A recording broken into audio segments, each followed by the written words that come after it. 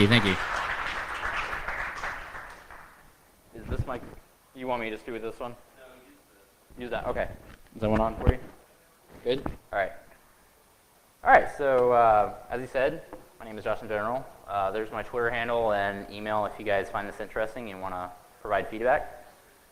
Pretty much everything was already talked about here. Just a clarification though, I just want to say that this was all done before my current job and is all my own research. But what we're going to talk about today is essentially definitions and law for spamming and how you can understand if you're doing a marketing campaign, how you can be protected about not making sure that you're spamming your users, as well as if you are being spammed, what you can do in order to protect yourself. Techniques for tracking, so tracking spammers. And then I'll also show some tools and a demo of a tool that I've put together in order to be able to spam your users in order to figure out what they're clicking on and what emails they're opening that they maybe shouldn't be opening. And then I'll also talk about a Nigerian spammer that hit me up on Craigslist when I was selling an Xbox and how I was able to track down his IP address and figure out some things about him and how you can go about doing that yourself. All right, so there's actually a comic called Cyanide and Happiness. Kind of outlines the general categories of most commonly seen spam. So you have girls, girls, girls, which probably all of you have seen. Girls trying to get you to go on webcams and talk to them and spend money and all that kind of fun stuff. You have the Nigerian prince, which is the infamous age-old spammer. And then you have fake pills that make your dick bigger, which we all need, right? Oh, no, yes, yeah, ugly. So then, and then of course more girls because, you know, the internet doesn't have girls and you don't know where to find them in the real world. All right, so what is spam? Spam is the unsolicited commercial email to a large number of addresses. It originally came from the Monty Python skit, talking about spam, spam, spam, bacon spam, where they had essentially spam on every single thing on the breakfast menu. It was first known to be used in 1994, and it comes from the word spiced ham, which is SP and then AM, so spam put together. And as we know, everyone doesn't like spam. So phishing. What is the difference between phishing and spamming? So phishing is the act of defrauding someone of their financial online information as posing as a legitimate company. It comes from an origin of a word fishing, so reel and rod, getting your fish, eating that. And then also the word freaking, which in the olden days was essentially defrauding the phone company in order to make long-distance phone calls or free calls in general. So you have your blue box, your red box, black box, all those things. And putting together, it causes the PH phishing word, as you can see in the slide above. So what exactly is spam and what is phishing from our example from the Cyanide and Happiness? So as an interpretation by myself, I would say that the girls getting webcams is spam because it's sent to a mass number of people. The phishing is the Nigerian prince because they're trying to get money out of you, you know, in some shape or form, or get your credit card information or financial information. The dick getting larger is probably a phishing and spam thing because it's sent to a large number of people and they're hoping that you're going to buy the pills online and they're probably going to be just water pills or you're never going to receive them at all and they're just going to take your credit card information and move on. And then girls, again, more spam. So I've tried to put a Venn diagram together in order to kind of like group different spamming campaigns and phishing campaigns and see how they correlate and how they might be different. So the first one I want to talk about is like the user group where you have spear phishing. So spear phishing is essentially sending to a targeted user, maybe be a CEO of a company or a particular system admin, or it might be a group of people. So all the system admins or the people that are in charge of running a certain portion of the network that you're wanting to target. Some of the combinations that could be used with that is called DNS-based phishing. You have session hijacking and man-in-the-middle attacks. So what would happen is for example, there are BGP routes, which essentially are the way that internet is sent over the internet from mass continents and various different countries. And there have been instances where major corporations and major companies have been contracted by foreign companies to actually grab this information. So for example, there was an instance where China had a company that would essentially monitor these DNS. And so what could happen is they're monitoring all your traffic, and they would want to do a spamming campaign if they wanted to see, for example, when these particular group of users were logging into LinkedIn or Facebook or some financial institution. So they would send a spear phishing campaign, watch the traffic, grab that information, and then move on with their attack. And through that, they could essentially get their usernames, passwords through the session hijacking, or the man-in-the-middle attack. Does that make sense? I know that's kind of like a little confusing. So then you have ones that are also phishing and spamming. Remember how I said that there might be a group of users that are sent? So like you might have a thing called whaling, which is essentially sent to C-level executives. So your CISO, your CEO, your CTFO, all of them might get a group of emails that are trying to get them to log in to maybe their mail on a fake website, and so that they can read that. So that would be spamming because it's a group, but then it's also phishing because you're trying to get the financial information of those individuals. You might also have malware-based, which you just send an exe or a 0-day. You also have watering hole attacks, where essentially you're trying to get people to come to a certain website, and that website has an exploit on it that would actually allow you to get into their systems. Then you have the Nigerian prints that send out to a large group of people getting financial information. And then fake logins. So sometimes you'll say, hey, you have a new package at UPS, log into your UPS account, and they try to get that. So a lot of times that's sent out to a large group of people trying to do fraud once again. And quickly on the spam side, there are things such as search engine optimization spam. So for example, you might have happywidgets.com, and you want this to be on the front page of Google. So what you do is essentially you take Google, and you see what the search engine would be returning as a URL. So google.com query happywidgets.com, and you send that to a particular user. They click on it thinking it's something else, a free iPod or whatever. They click on it, and Google sees, oh, well, someone else is searching for this website in particular, and that increases the ranking as well as the other analytics as well. So you can essentially move your site up to the front and make Google think, hey, there might be 10,000 people clicking on this site, so it's something important, so we should move it to the front page. You have pornographic material. A lot of times pornographic sites, if you subscribe to one, you'll subscribe to 1 million. You just get spammed and all kind of stuff. Also, and we'll talk about this a little bit later, mailing lists with no unsubscribe. So if you're getting a whole bunch of mail and you can't unsubscribe from them, then that could also be considered spam because you can't get off that list. And then finally, impression-based advertising. So you might see this in like political campaigns where people are just spamming you saying, vote for this candidate, or the candidate on the opposite side, they send you something saying, Robert Willis is a really bad person, don't vote for him. And it's not necessarily the goal is to actually click on something, it's trying to demean that person, and they're just trying to get the, feeling and your mind and psyche, associated with that. So mediums at which spam can go through, you have Facebook, you have text messages, you have the regular emails. There's been spams on Twitter and other messaging sites as such, where it'll say, hey, saw a picture of you online, click on this, and it's actually spam. There's also been an interesting one that's been starting to appear on YouTube, where essentially they'll say, hey, the YouTube video has been taken down, click on the description in order to see the actual video. The video has not actually been taken down. It's actually a spamming attack in order to try and get you to click on that link. So what is happening in the legal realm in order to protect you from this? So in 2003, there was the CAN-SPAM Act. I don't know where they come up with the acronyms, but essentially it's just, they put a bunch of words together and make it something that people can remember, hopefully the congressman. So it stands for Controlling the Assault of Non-Solicited Pornographic and Marketing Act of 2003.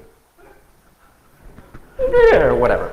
All right, so I'm going to break it down. There's 3 parts. There are some things in here that can help you, and actually we'll show a few court cases, because when you're ever looking at legal information, the way to figure out is it valid, is it working, is to look at court cases and how did they rule in the favor of that law or the anti-federal law. Disclaimer, I'm not a lawyer, I'm not a judge, I don't have any experience in legal, I just read things and I can interpret them and I can put them out there and you guys can read and hopefully understand as well. So if you're going to actually go through with this and take the time to do it, get a lawyer or someone that actually understands how to defend yourself in this case. So the first thing, 7702 of the US Code 15, essentially says we're going to define the basic concepts of a commercial electronic email. So essentially that is a promotion. Whoops. Are we still good? Okay. Commercial or promotion of a service or a product. So Best Buy sending you a message saying, hey, check out this new Asus laptop promotion. It does not include the forwarded messages that your mother sends you out of like her list of mailing lists and crap like that. It also does not include things like safety or warranty or confirmation of purchase. So even though you get 3 emails from Amazon saying, hey, congratulations, you bought a $200 new solid state hard drive, it's not spam. They have a reason to send you that information because you actually purchased something from them. It could also be a reference to a company or a product. So we'll talk about this in a minute, but like third-party companies that advertise for other companies, that could be a commercial spamming campaign as well. It also kind of vaguely starts to define the header information and how you should not spoof that.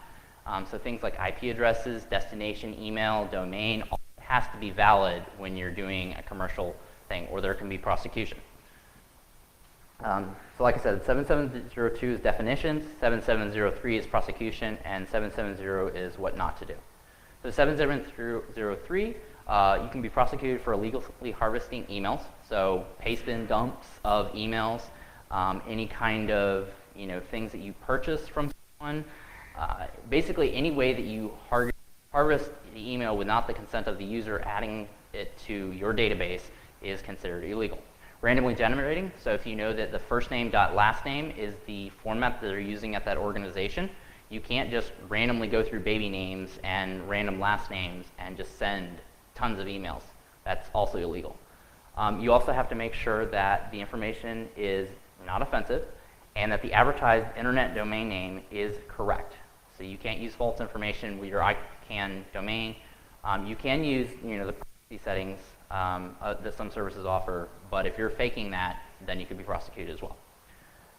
And then this particular bill was also the first one to introduce a reference that spam is for pornographic information. It has viruses, worms, and malicious Trojans and such. And so that's the first time that there was actually a reference in a legal sense that this is kind of what we see spam as becoming. And just as you can see, these are progressions. So this is how it got formed. It also says that the Department of Justice can allocate existing funds and existing resources in order to prosecute spammers. So they don't have to set up a new task force. They can if they want to, but they can essentially take what they have and go after spammers right away. There's a 5-year fine, 5-year imprisonment sentence that can be levied for spammers, and also $16,000 per instance. If you send 100 messages and they're all spam, that's a lot of money that you're going to be out if they are able to prosecute you on all of those accounts. So 7704, and the interest that I wanted to go over and why I'm staying on this is because you as a company may do marketing campaigns. It's important that you read this because if someone levied something against you, you want to make sure that you're not doing this because you could be seen as a spammer and prosecuted. So the key thing is don't use false or misleading header information. So I said that already. They define that as destination or source information. Making sure that you identify yourself as a company.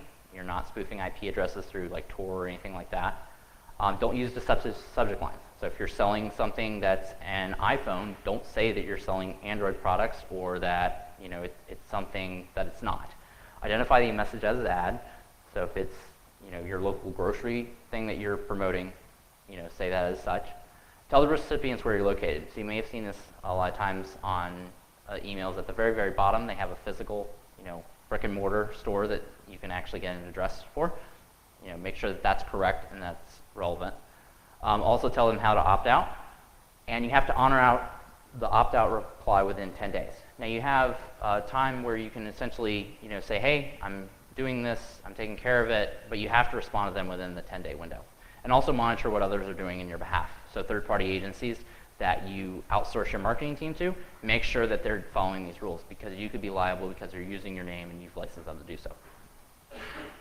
So phishing laws, those were all, the previous ones I spoke about were for spamming. There's not exactly a definite phishing law. There are some different laws that can be associated with targeting phishers. Most notably is the 18 USC 208 code. So that's essentially targeting false identification information. So if you're falsely identifying yourself or you've stolen information in some shape or form, purchased it, email addresses, all that, and you're using that, then essentially you could also face fines. The same way as if you are grabbing that person's information and you don't have reason to do that. For example, credit cards. So if you have a form that you send to someone, you trick them into giving you your credit card information, and you clone that credit card, that's a false document. And so you could be prosecuted under this law. Also transferring that stolen information. So if you have it stored on a server and you transfer it to your local machine, the person that transferred it to that local machine essentially could be liable. Also possessing 5 or more of these documents essentially allows them to go ahead and start prosecuting you. And the producing, transferring, or processing of the making equipment. So if you have a credit card maker and you paid that $10,000 or $15,000 in order to get one of those equipment and you're using for this, that's also cause for them to roll you up this code. The other thing is any attempt to do any of this. So if you, essentially, this is kind of a sticky one. If you're researching this and you have the documents on how to do spamming and phishing, essentially if they had other cause, they can roll that in under the probable cause that you were trying to figure out how to do spamming, and you're trying to figure out how to do credit card fraud and rebuild things like that. Got a question over here.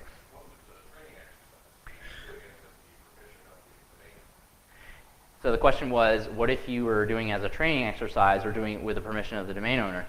It is very vague, and that is the problem with the phishing laws. There's not a definite one that targets the phishing laws. Got a question over here in the green shirt.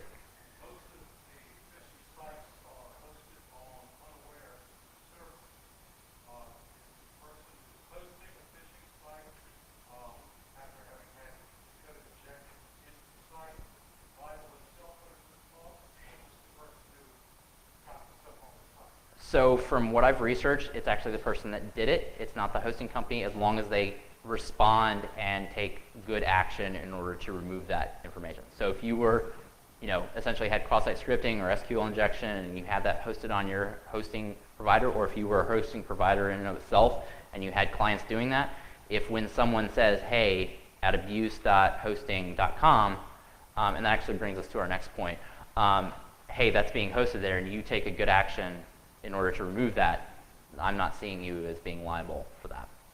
And that's from what I've seen in the research that I read. So I'm glad you asked that question. So essentially what you can do a lot of times is you can go into the whois data and you can look at a domain and you can see that there's abuse, there's security, and then there might be some other admin email. And you are able to email those, and those should be respond. Even with the whois privacy settings, what they do is they proxy that email to someone, and then they can take care of getting that spam or phishing campaign removed. However, if they don't, then yes, it would be up to the hosting provider to defend themselves for why they didn't do such. You as individuals can also report this to the FTC, as we know with government agencies. I don't know how well this works. If it's a small campaign, they may or may not take action. If it's a bigger campaign and they've seen a whole bunch of reports, it might be helpful. For getting spam on your phone, there's actually a really cool thing that you can do, 7726. Most carriers, what will happen is essentially you'll forward the message to that. They'll send you a text message back, say what was the number that you received this on. You text that in, and then they'll put it in their spam database, and they'll actually block that number from their network. So that's something that it's come about that's actually pretty, it probably is going to be more useful than viewing the FTC. Also, the other thing that you can check too is local laws. There's a lot of local laws that have started arising for this, and that might actually help you. That being said, moving on to like international and stuff, it's sometimes difficult to prosecute. That being said, there have been some cases where these actually have been prosecuted. So in this particular case, there was a Russian individual that was responsible for a third of what the FBI categorizes as spam messages. His name was Oleg, and they caught him back in,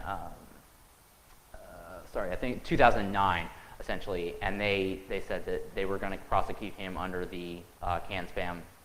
That being said, his origin and whereabouts were quickly unknown. Yeah, as happens. So another individual, Davis Wolfgang Hawk, was prosecuted under AOL. So essentially he was using the AOL messaging interface in order to do spamming. They also prosecuted him under the CAM Spam Act as well. He kind of disappeared as well. So, but they were able to successfully get a $12.8 million injunction on him. So each of the individual campaigns, he was getting essentially $500,000 a day in order to, do that campaign, and that's how much he was making. So that's pretty impressive. Eddie Davidson was an active spammer. He created a whole company around spamming from 2002 into 2007. He, however, was able to get caught and received a 21-month and $200,000 fine for his spamming.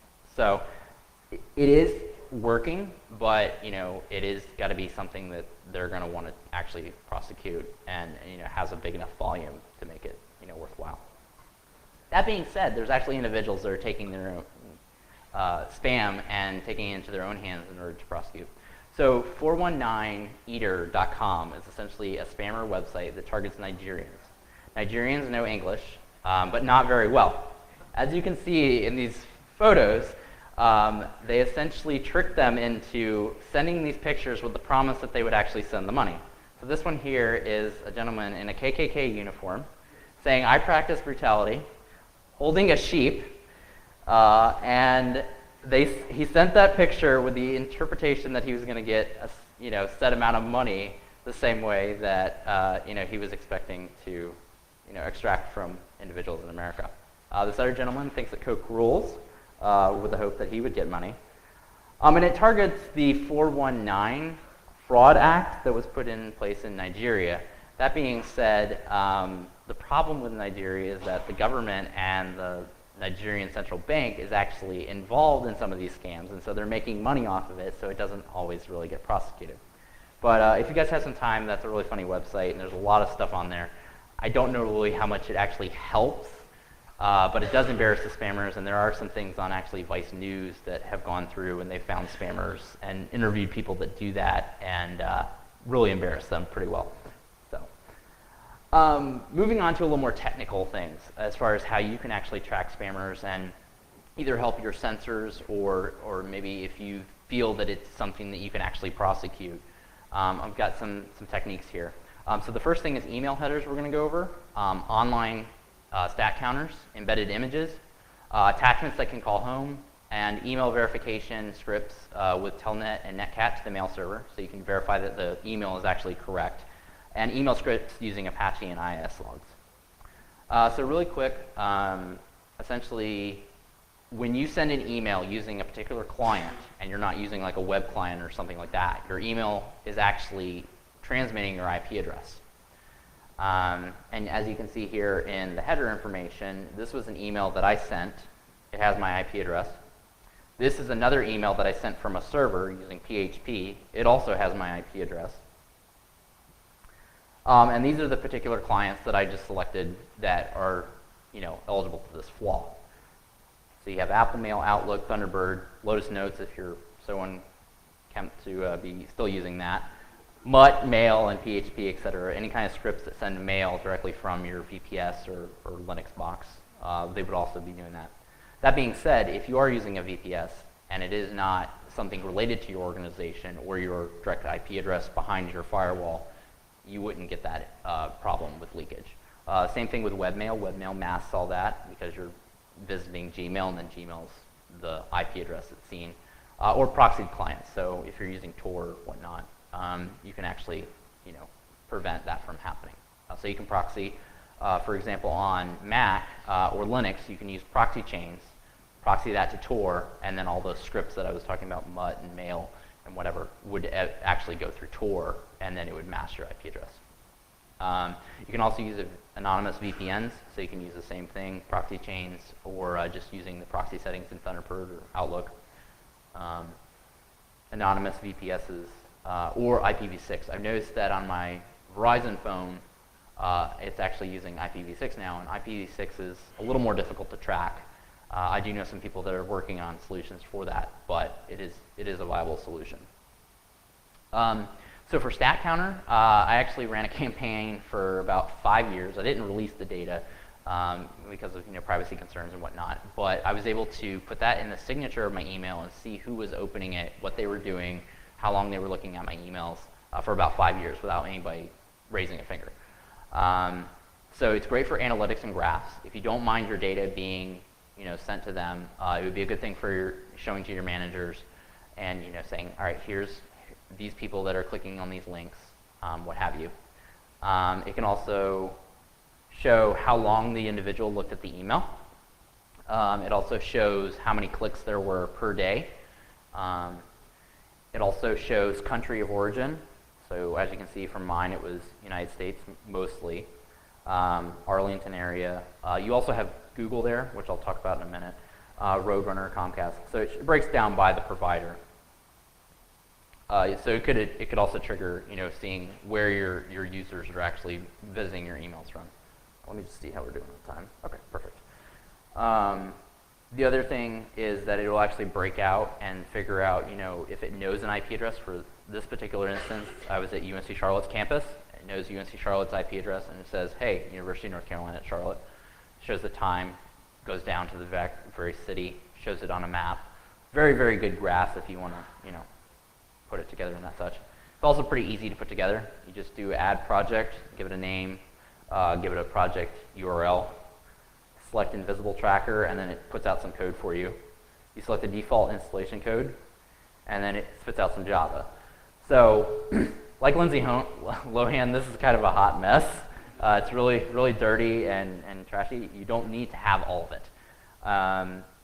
Essentially, all you're looking for is the URL, because in email clients, they're mostly going to strip out all the JavaScript, so you're not going to get that advantage of analytic data. They're trying to get some additional stuff there that's not going to be relevant to you.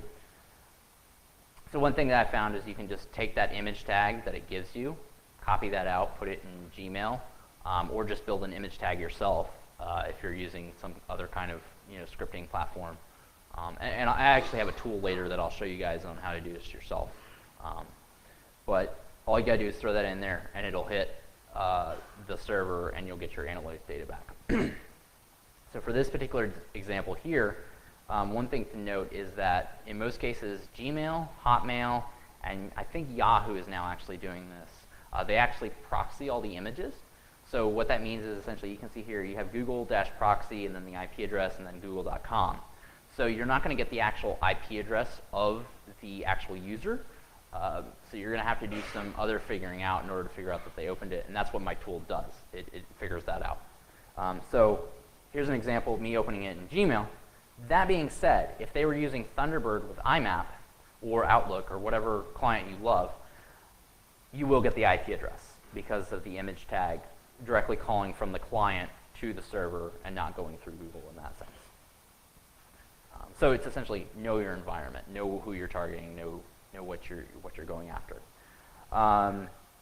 That being said, I told you guys, I ran it for 5 years, didn't get detected. Eventually, one of my friends said, "What the heck's all this stuff at the end of your emails? Why is this essentially here?" And so I shut it down at that point in time. Yeah, a little embarrassing, but it worked. It was 5 years. Another thing that you can do if you're trying to get this is you can embed it in Word documents or Excel documents. So if you use the object key, it will actually still call out, and it will call to the server, and you get results like this. So the one at the very bottom is when I first made the object. The one at the top is the Microsoft Office existence discovery is unknown, but that's Outlook. I'm sorry, that's Microsoft Word calling out. So it's like the Microsoft Office suite, what it's calling out as, and the user agent, it figures out that it's that. And that's why it's for IE 11, because Microsoft loves IE, they are picking it up as the same user agent in some cases. But it's calling out if you open the attachment. And the way that this works, just for you guys that don't understand exactly what's going on here, essentially, you have your HTML or you have your web page or you're just your raw text in an email. But when you embed an image tag in an email, it actually calls to the direct server. And that server is now making a communication with your computer itself, with the exception of Google, of course. And so that's why we can actually get this information and understand what people are doing with the emails. So another trick that I found out as well is that you can use certain error codes in order to figure out what a valid email is. So you can sometimes do this via Netcat or Telnet, but there's NW Tools that has actually built scripts around doing this. So if you're trying to validate, what emails are actually correct, you can just put it in there and hit go, and then it will show, a OK email valid and then an invalid email as well. So you can see like rejected host or rejected sender, depending on how they've scripted that. So that's another trick that you can do in order to kind of validate who you're sending email to, and so you don't have a whole bunch of balances. The other thing too is if there's no authentication on the server, this would be the way that you would go through and actually send something as if you were one of the people in the organization. So you can telnet into the server. You can issue the commands as if you were a user sending an SMT request, authenticate as that user, and then send it. So this was something that was happening at UNCC. I was able to actually authenticate as one of my professors, send an email. They've since fixed that, so that's why I'm disclosing it. But there are many servers on the internet that still do this and allow you to, hop in and send as an individual that's part of the company. So it's something to try. So now I'm going to hop over and show you guys a demo of a tool that I wrote that essentially packages the image tagging up and also allows you to be able to figure out, even on Gmail and Hotmail, did the user actually open the email? So it's called Feeling Fishy, and hopefully, yay, all right, cool. So, you guys see that okay? Too big, too small? Too small, all right. More pills, more pills. Make it bigger. Let's do presentation mode. All right, well, good. All right, let's see. Cool. All right, so what essentially this is, kind of read through, is essentially I've created two tags that you can send emails as, a link tag and an image tag. And what it's going to do is it's going to script a certain piece of that based on the email that you're sending it to, so that you can figure out who is actually opening the email and who is actually clicking on the email. And so this is, the goal of this is to be able, for you guys to be able to use this in your organizations to figure out what users are clicking on and, maybe do some, discovery. Yeah. Yep. The question was, is this essentially an old concept of a weblet? Yep. So the reason this came about was I had a friend of mine who, she essentially does pen tests. There was a Ruby tool out there that's open sourced. I'm not going to shame it or anything, but essentially it did not work very well. And then it was also very hard to set up and very outdated. So I figured, well, why don't I create something in PHP, and why don't I just go ahead and open source it and let you guys use it and let anybody use it to be able to do these campaigns so that they can figure out what their users are clicking on. Because there's a lot of companies that do this for loads and loads of money, but I want something that's going to be out there that the average consumer that's contracted to do a pen test that doesn't have a lot of money can be able to pick up and run with us. And hopefully it's something that if you guys feel that it's useful, you guys can complain to me and say, hey, this doesn't work well, this is bad. You can do pull requests on GitHub. I'll upload it later tonight. And it's something that we all can build together. And I'll build a lot on it as well, and improve on it as well. So for the basic concept of it is, you put in just the email, who it's from. So I have Mr. Smith here, smith@hardware.com, who I want to send it to. So apparently Siri doesn't get this, so she's having understanding problems. So I won't send it to Siri. I'll let her figure it out later. But anyways, you can send multiple emails by just putting a comma in. So I have JoshInGeneral +1 and JoshInGeneral +2. So you can send, Gmail just essentially strips the plus tag out allows you to receive it as well. Important message. You can select a date. So I figured out a way to send an email in the past or the future. For this particular one, we'll send it from the 18th. You can give it a random time, whatever you feel like. And then for the image, so when you click on it, you can give it an error code. And all these can be edited via the source code that I'll be releasing a little later tonight. So then there's an admin email. So I'm just going to send it to myself just for simplicity. And then you can also do a passphrase. So what this could be is if you had multiple pen testers and you wanted to divide out different campaigns. So if you wanted to do the accounting department and then you wanted to do HR as a separate campaign, you could essentially assign different passphrases for those. So I'm just going to do CarolinaCon for what we have here. And then I also have used a thing called FCK editor so that you can add images and various different things. And there's also a template option here. So you can add HTML code in here and have ready-built templates. So if you guys are pen testers, if you want to just go ahead and build up some templates that you know would be useful. One recommendation to me, I haven't actually implemented it yet, but was like a Outlook mail. Your mail has almost exceeded the limits that we are providing. You know, you click on that and then sign in, and you know you could use a separate site for the sign in to capture that. I may actually implement that feature as well, but I haven't gotten to that point yet. So as you can see here, I've selected the UPS template. It essentially says that there's a UPS package for you to pick up. You need to click here in order to confirm the pickup because it's going to be sent back. And I've just put some random data in here for sending it. I'll send the mail.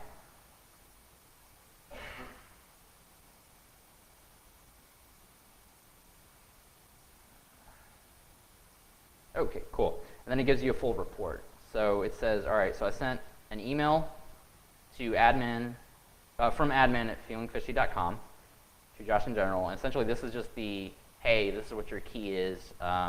Here's how to get the results. And then for each email, it sends a report saying that the email was sent and what was sent. Notice here that the link is masked. That's just so you don't click on it yourself. As well as the image tag down here is also masked, so you're not having false positives. So Philip was talking to me earlier today. All right, so let's go back and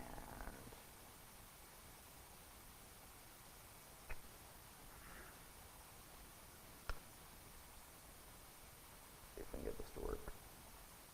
All right, so essentially here's the email. There is a click here to confirm, and then there's also a broken image tag that will be shown when you click images. So that's just a problem of it in of itself. You still got to click the view images in order to get that to work. All right, Philip. All right. Goodbye. So when I click it, it shows an error saying forbidden. You can't go to that. And you guys can modify this as such, but this is just stripped straight off of Apache, scripted so that the user thinks that, oh, well, there's a problem. You know, I wasn't able to get to it, whatever. If we go back to the site, and we go to results will be exported in CSV, you put in the key, and now you can see that at 7:40, essentially a user clicked on the link and also viewed the link. So you can see the Google image proxy right there. But here's the cool thing. So it actually MD5s the email, and for each individual person that clicks on the email, you now know who clicked on it because it has an actual tag. So I'll show you. If we come back over to the email, down here at the bottom, you'll notice that it has E = 2, so that's error number 2. And then we also have the MD5 for some other things here, and then also a cache ID for the designating the actual tag, you know, for the campaign. So what that's doing is instead of just saying who clicked on the email or who viewed this email, it's actually targeting it to the individual person that you sent it to. So now you know, all right, user so-and-so did that. So that being said, MD5s don't really mean a lot to us, right? You know, we've got to have some way of decrypting that. So what you do is, because you don't want to leave this on the server, I've created a Python script that, as long as you know the emails that you were originally sending to, you essentially put them in an email file. So we have JoshInGeneral +1 +2. Then I create results.txt, put in my results that I got from the web server, and then hopefully, if this works correctly, we will go ahead and put in the input for the email list, and then we'll have the log file, which was results.txt, and I need to do that correctly. And there we go. So now you can see that there were particular emails. So JoshInGeneral +555 essentially was the one that was clicking on this. So out of the ones that I was doing, I actually logged the one for JoshInGeneral +5555. So now you know exactly who was clicking on it, and you can go to that user and say, why are you doing that? Why are you clicking on these links? Because you know, it's just kind of silliness. But so that's pretty much all I've got. You guys can find this at feelingfishy.com. Going back, for those of you that either came in late or weren't doing. So you can contact me if you have any questions. Let's see, how are we doing on time? We've got about 15 minutes, so I'll go ahead and talk about how I use this in order to do the Nigerian Fisher. So essentially, what I did is I made a custom campaign of this. This is before I had written the tool. I was selling my Xbox online. I'd gotten over Black Friday, and I was just trying to make a little extra money, you know, selling it on Craigslist. So, as many of you probably know, there's tons of Nigerians that try to scam you out of things on Craigslist. So I got hit up by this Nigerian, and he was like, "Hey, is the Xbox in new condition?" And I was like, "Yeah, of course it is." And it's kind of weird. Why are they asking that? I specifically said that in the in the message. So he says, "All right, well, I'll go ahead and buy it, and I'm going to send you an extra $100 because I have a friend that I'm going to be sending this to in another country." So that was automatically my tip. I was like, something's up with this. So I play along, and he says, "Okay, hey, it's going to be UPS, and I'm going to send it through PayPal. It's going to be confirmed. Once you pay for the shipping, I'm going to know, and then I'll go ahead and put the other $400 in your account." So I get this email. It was really interesting because the email actually loaded the images right away. And my guess is because it was using some kind of proxying through Google. I don't quite understand why. But it looked pretty official. This is everything. It says PayPal at the top. It's got images. It's, it says, confirmed. It's pretty well written. But then it has this thing that says PayPal on hold. Or payment on hold, sorry. And so essentially it's saying that, I need to put money in and I need to click on the link. So they actually give me a real link for paying for the shipping. So, and he's got his real information down there, or wherever he's going to be picking it up. So I'm like, all right, well, let me see if I can get him to click on a link through text message. So I essentially create a similar thing to what I did in my logging app, and I put it on Dropbox. And then I put an iframe on Dropbox. And so essentially there was an iframe that hit a burner server that I had just set up, a PHP one-on-one hosting thing, whatever. And then I embedded it in the Dropbox and sent him the link and said, "Hey, I'm having a lot of trouble getting this payment to work. Can you take a look at it?" And so I essentially clicked on the link because I knew it was regular PayPal. I did the right-click, inspect element, changed all the addresses so it wasn't my actual PayPal information, and made it look really real. So he clicked on it. And so this is essentially kind of what I sent him and what it looked like. And there's the code right there, so you can see Dropbox images.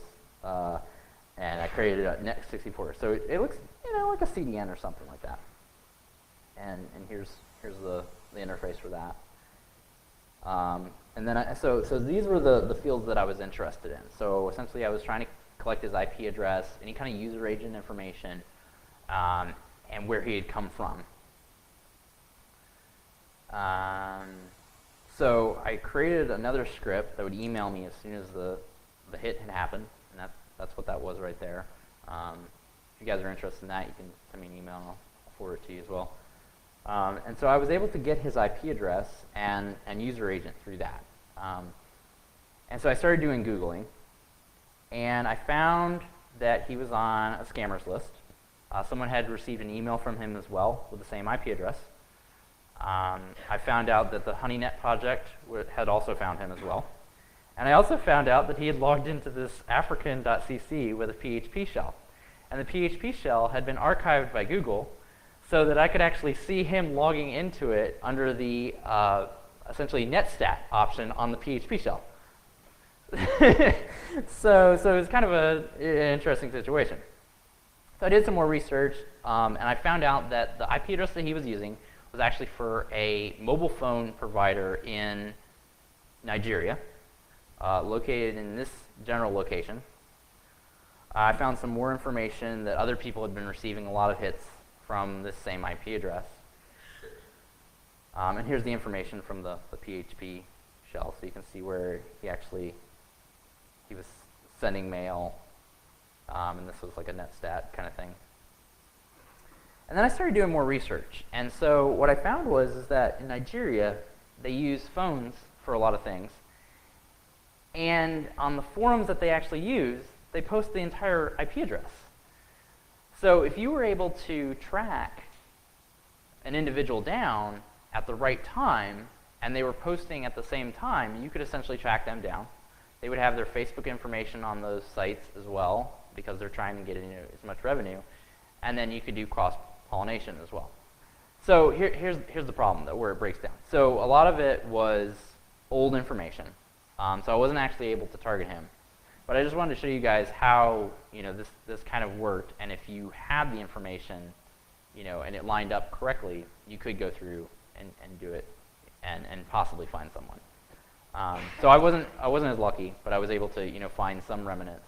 The general deductions that I came to was that this is probably someone that's operating kind of like a small Nigerian spamming company, because there was other people that had different profiles under that same IP address, or that the IP address had just been recycled through the phone company. And they had a certain block, and then other people were getting that and posting online, and they weren't actually really spammers. So those are the deductions that I came to. One of the things to know is that attribution is really hard, but you can still do certain things. And if you were able to get an email address, get a user agent, and an IP address, you can search online and find some sorts of things. So of course there are ways to turn all this off, but I mean that's pretty much all I got. So I don't know how we're doing on time. I've got another 50. Okay. Yeah. So if anybody has any questions or has any questions about the tool that I created, or got a question over there.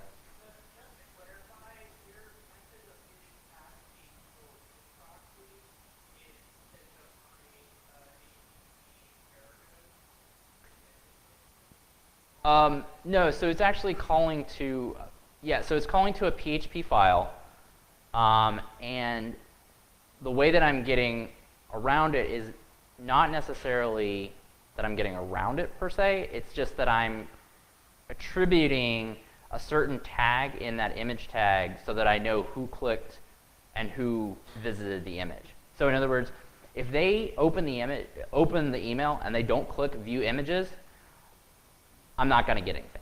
So that's where it breaks down. But if they click view images, then that image tag is going to make a call to my server, which has a PHP file that's listening for that and then it'll log it to a file, and then I can get it because there's a specific tag that has an MD5 of the email that I had, and I will log that and know that they viewed that image. Does that make sense? Okay. Any other questions? Oh, go. Aside from user education, from an endpoint perspective, what anti-phishing tools have you seen that are the most successful? I know EPO has an anti-phishing component, Symantec has that as well, but what do you see as being the most successful? Yeah, so I've seen that Symantec works pretty well. I mean, there's also Barracuda, which is an option. But I mean, I haven't actually been able to like hit all the enterprise solutions. Really, you should have someone that's dedicated on your team to be looking at this. And there were also some really good talks at DerbyCon a few years back, where essentially some of the organizations actually have someone that's constantly phishing their users. And one of the coolest things that I heard was not necessarily like you're going to try to attack it from a technology solution, but attack it from more of a user awareness, because you never know when someone from like a nation state is going to try to do a spear phishing attack and be successful. So if you can train your users to question all of their emails, and the way that they...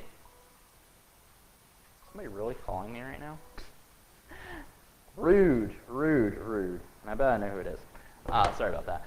But yeah, so going back to that. So essentially what they did was they would do a pre-phishing email saying, hey, we're going to be phishing you.